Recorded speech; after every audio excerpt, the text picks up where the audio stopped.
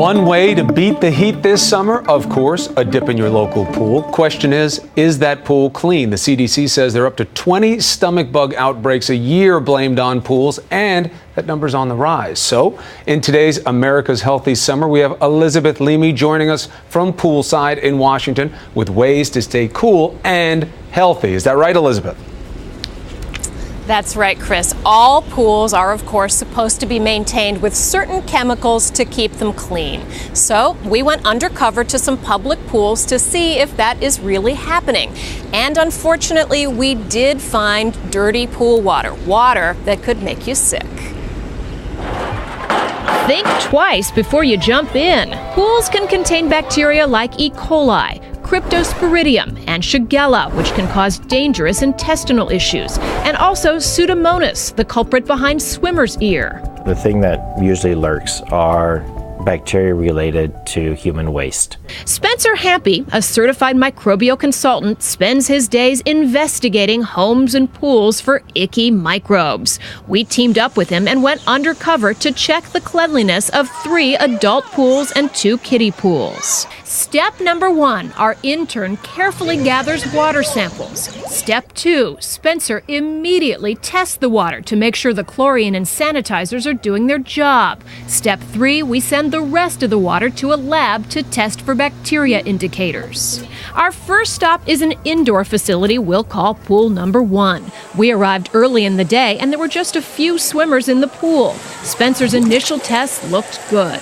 The sanitizers in that chlorine are doing their job. Based on this information, I don't expect to find any bacteria. And Spencer is right. According to the follow-up lab test, there were no indicators of bacteria.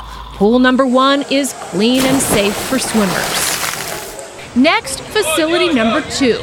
First, we tested the kiddie pool because they're notorious for being germy. We found it was actually over-chlorinated.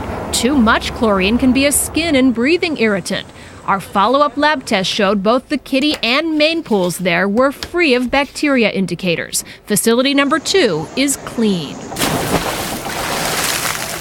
Pool number 3 is another story. We arrived early in the afternoon and found a busy kiddie pool that shared water with a main pool. Our on-the-spot test revealed the chlorine levels in both pools were about half what they should be. It's an indicator that the sanitizers aren't really able to do their job.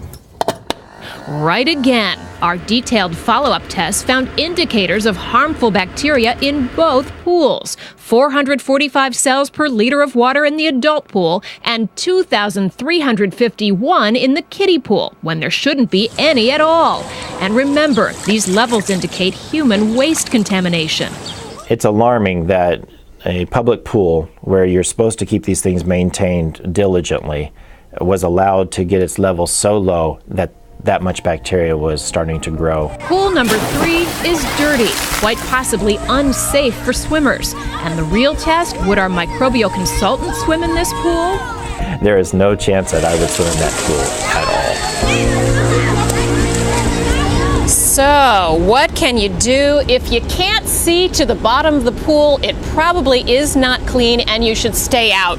To check further, you can buy these swimming pool test strips for 10 or 15 bucks. All you do is dip them in the pool and they change colors to tell you whether the pool is properly chlorinated, has the proper pH, and so on. Now, about another persistent rumor. There's this rumor going around that some pools put a chemical in the water that will turn bright blue or bright red to expose pool piers. Well, turns out it is an urban myth. We checked. There is no such chemical. And by the way, urine of healthy people is actually sterile for the most part, so it's not as much of a concern. Not that I'm recommending peeing in the pool. Chris? All right, Elisabeth, thank you for that. Sam has a big smile on his face right now. I don't know why. Okay. Thank you very much. A lot of other tips for everybody out there how to keep your kids safe around the pool. Just go to abcnews.com/GMA.